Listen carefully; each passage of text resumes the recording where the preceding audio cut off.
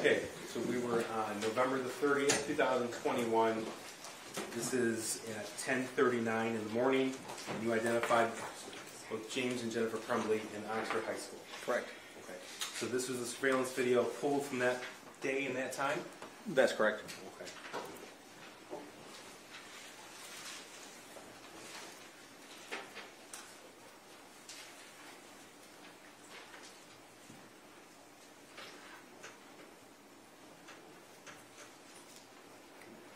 Now the clock there that says 12:42, that's incorrect. Correct. It never changes. Okay. Correct.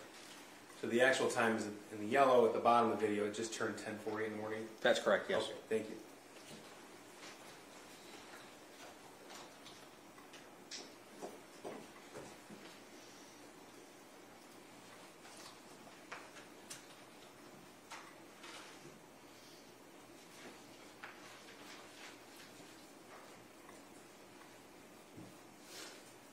Did you come to learn who this person was that greeted James and Jennifer Crumbley? Yeah, it's a school counselor. Okay.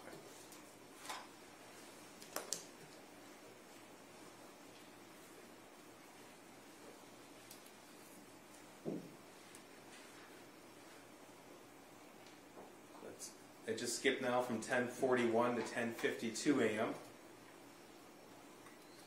Same view, same exhibit. Who do we see leaving the office? That's the shooter. And that's 10:52 a.m.? Correct.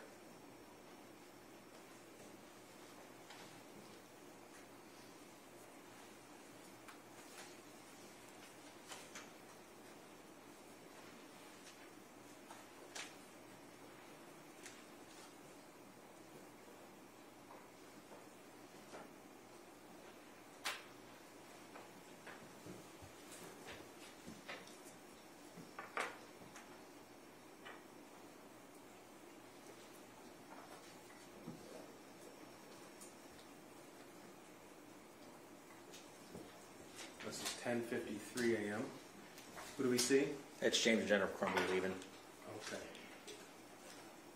This is James and Jennifer Crumbley? Yes. And they're walking out of the counselor's office? Correct. Back towards the front office.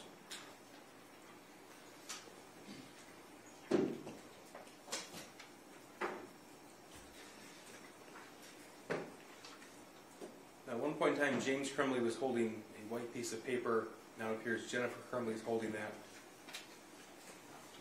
Is that right? That's correct, yes. Okay. And he just took it back from her? Correct, he did. So they leave the building at 10:54 a.m. on November 30th. Correct.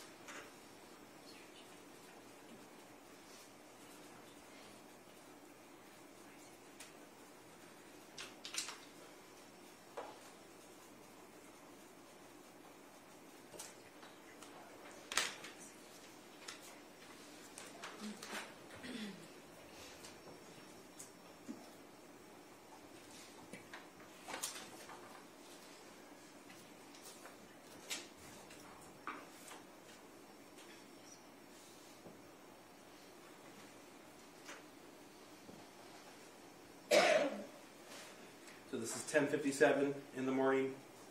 Correct. Okay.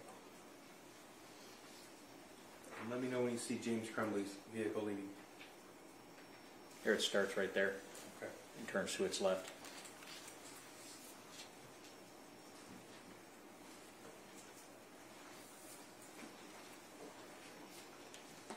Okay, did James Crumbley stop by his house after that meeting? No, he did not. I'm going to move on to go to Exhibit 140. This is a location data at 11 a.m. Where at? At the Meyer. Okay. And that's November 30th, 11 a.m., and that Meyer is where? To the west of the school, just down the street. Is that the Meyer you told us about earlier Yes, it today? is. Okay, so that's the Meyer you went to on that same day? Correct, yes. Okay. And do you know what he does there? I know he sits there for a while, for a little bit. I think he starts door dashing. Did he log on to DoorDash yet at that point? Yes. Okay. Here's 141. This is 11:24 a.m. And this is that same surveillance footage of Jennifer Crumbley's employer? Correct, coming back to work. So she's back to work at 11:24 a.m. Correct. Okay, so this is Exhibit 142. I'm going to go to a Zoom version here. This is November the 30th. This is the DoorDash search warrant return? Correct. Okay, so you can... I'm sorry? Part of it, I'm sorry, yes. Okay. And so this is just depicting the November the 30th date. Correct, yes. Days. Okay. And so he logged on to DoorDash at what time? 11. Okay, so Yeah. that's the time he actually logged on. Correct. Correct? Okay. So going back to this version on Exhibit 142, there are no logons prior to 11 a.m. that day. That's correct. Okay. All right. And in fact, we see his first message was 11 a.m. Correct. Right? That's Exhibit 80. Exhibit 143.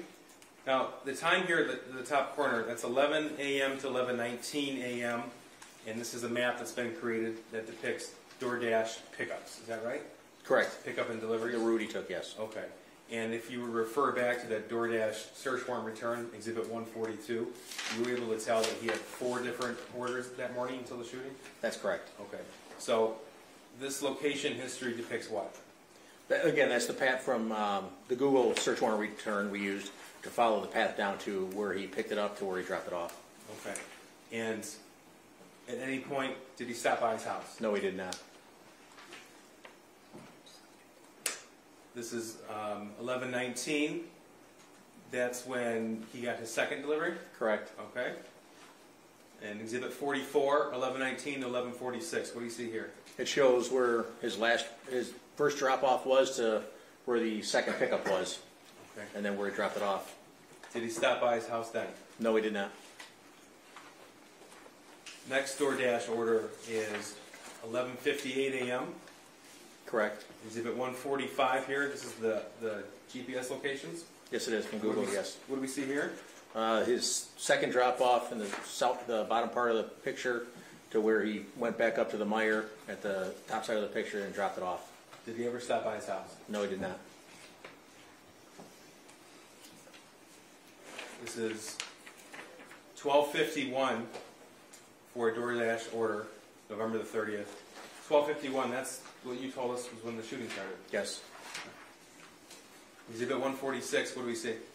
Where his third drop-off was at the bottom of the picture, and the pickup and of the fourth trip to the drop-off of the fourth trip. Okay. Did he ever stop by his house? No, he did not. Now, what's the first relevant event in either James or Jennifer's devices after the shooting occurred at 12:51? An email was sent out. Okay, this is Exhibit 141, or a portion of it. This is what? That's the email header from the Oxford Community Schools at 1:09 p.m. Your Honor, I believe this is Exhibit 147. Oh, what did I say? I'm sorry. Yeah, it's like 147. Thank you, 147. So this email was found from a search warrant return on James Crumbley's email? Correct. Okay. And it was sent from Oxford Community Schools to James_Crumbley@yahoo.com. That's correct. Subject line was active emergency at OHS. Correct. Okay. And this was at 1:09 and 52 seconds in the afternoon. Correct. Okay. Now, are we able to tell from his data locations where he was when he received the email? He was he was going to the Meyer, yes. Okay, so this is 1:11 p.m. So 1:11:38 seconds, about a minute and a half later, his GPS pinged at that same Meyer that you went to? Correct. Okay. That's Exhibit 148. Now, after that email was received at about 1:09, 1:10 p.m., who did he call? He called Ethan. Okay. He called the shooter, Yes, the shooter. and that was at 1:13 p.m. Correct. And at 1:17 p.m. he tried to call him again. Correct, he did. Okay. Neither phone call went through. Is that right? That's correct. It's Exhibit 136. Does he leave the Meyer parking lot? He does for a little bit, yes. Okay. So at 1:17 p.m., we see a lot of different green dots here. Is this the first data location that shows that he left the Meyer parking lot? Yes, it is. So that was after he received the email and after he called his son twice? Correct. Okay. That's Exhibit 149. And does he call anybody else at that point in time? Yes, he tries calling Jennifer. Okay. That's Exhibit 136. And do we know Jennifer left her work that day? That's correct, she did. Okay. I'm just going to show a clip here. This is Exhibit 150 at 1:18 p.m. So this is after he had that 57-second phone call with Jennifer. Correct.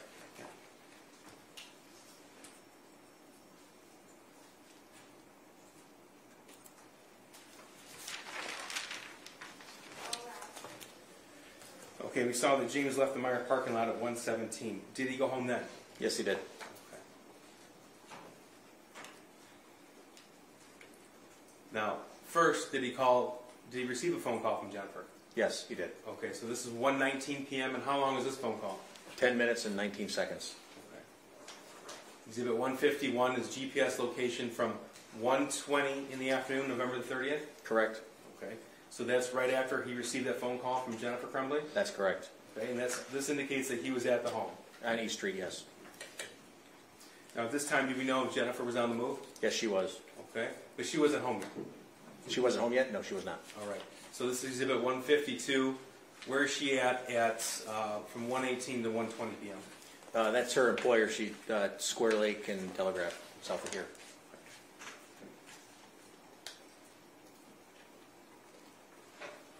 Now, while she was on that phone call with the defendant, with James Crumbley, did she send any text messages? Yes, she did. This is Exhibit 133. What did Jennifer Crumbley write to Andrew Smith? Well, first of all, did you learn who Andrew Smith was? Yes, I did. Who's that? That was her boss at work. So this is at 1:23 p.m. According to the records that you reviewed. Was she still on the phone with James Crumbley? Yes, she was. What did she write her boss? She said, "The gun is gone, and so are the bullets." He replies with, "I'm praying everything is okay." She says, "OMG, oh my God, Andy, he's going to kill himself. He must be the shooter." Okay. And that was 1:23 in the afternoon on November the 30th. Correct. Now, did the defendant receive another phone call from his wife after they hung up from that 10-minute phone call? Yes. Okay. Going back to the phone log. This is at 1:30 in the afternoon. It looks like a 3-minute phone call between the two. Correct. Now, this was at 1:30 p.m. with a 3-minute phone call, so it lasted about 1:33 in the afternoon. Correct. What did James Crumbley do after he hung up with his wife? He called 911. This is Exhibit 154.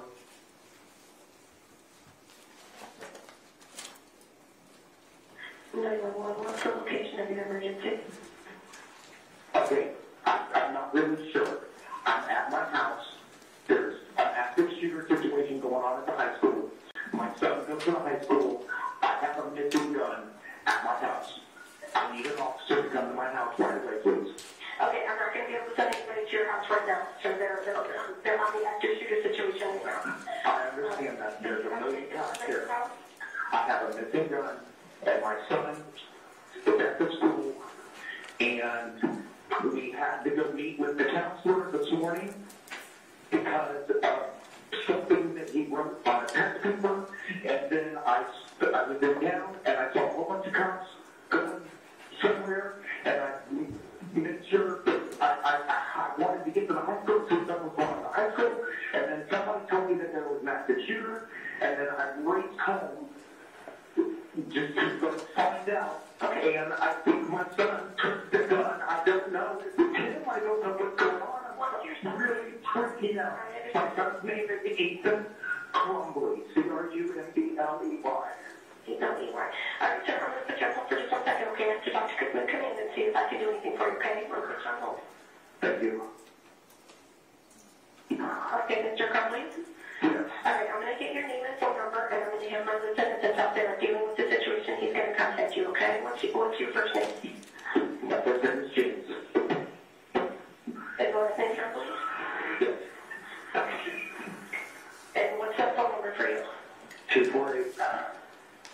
760-6483. Okay, do you know what your son was wearing when he left the house this morning? He had on a pair of sweatpants and like a gray shirt. A gray, like, sweatshirt. Okay. Alright. Alright, somebody's gonna give you a call, okay? I can't give you a time frame because they're right in the middle of all of this. I can't give you a time frame, but we're gonna give you a call as soon as possible, okay? Okay. Alright, thank you. Bye-bye. That call was made at 1:34 in the afternoon on November the 30th. That's correct. And sir, if you know, that was before the name of the shooter was made public. That's correct. Now, at some point, was James Crumbley contacted by law enforcement? Yes, he was. Okay, do you know if both James and Jennifer Crumbley went to the Oakland County Sheriff's Office, Oxford substation? That's correct, they did. Okay. This is exhibits 155 and then 156. These are location points. 1:58 p.m. for James Crumbley. Where is he at?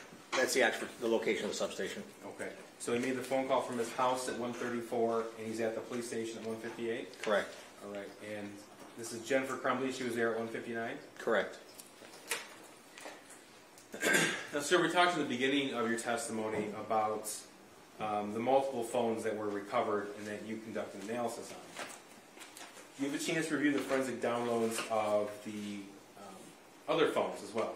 Yes. Okay. Now, during the course of your forensic investigation, did you find that on a phone associated with Jennifer Crumbley, what we refer to as her burner phone, had an alarm set for December the 4th, 2021? Correct, it was. Okay. That's 157. Oh, they're back home at 2:30 in the afternoon at 157. Exhibit 157, is that right? That's correct, yes. Okay, so Jennifer Crumbley, 2:30, James Crumbley, 2:30 afternoon. Correct. Okay, so now moving ahead to December the 4th. This is exhibits 159 and 160. What are we looking at here? That's the screenshot on the left side, and then showing the alarm set on the right side. Okay. Now, from your review of all of the forensic evidence that you had, did it appear that Jennifer Crumbley would leave her phones on throughout the night? That's correct, she would. Okay. Now, we talked a little bit about how the cache images were found of that 9mm handgun, but the message wasn't found, and how you have an ability to occasionally obtain deleted content. That's correct. All right. Were you able to obtain a Facebook thread between Jennifer Crumbley and somebody named Brian Mosh? Yes, that's correct.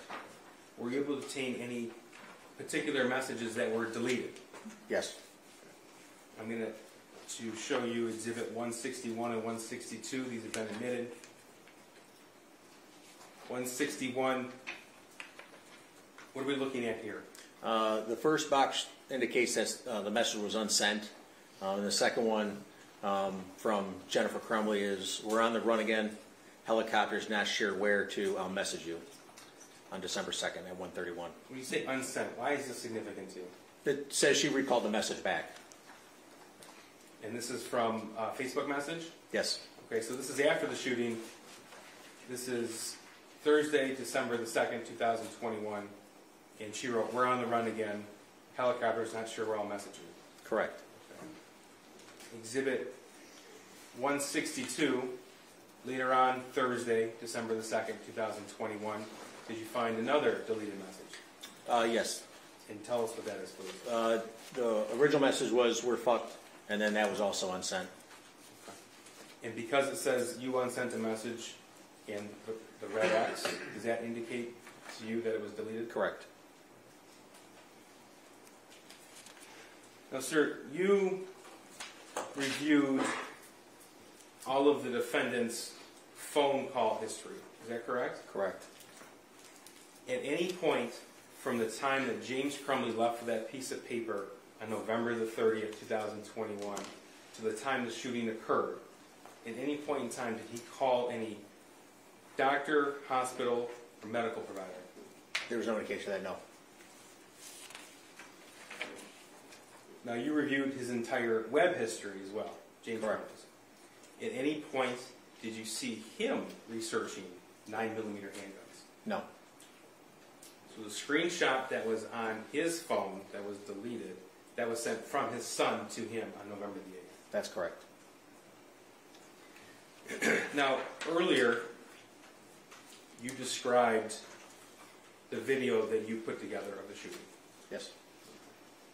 And you spent,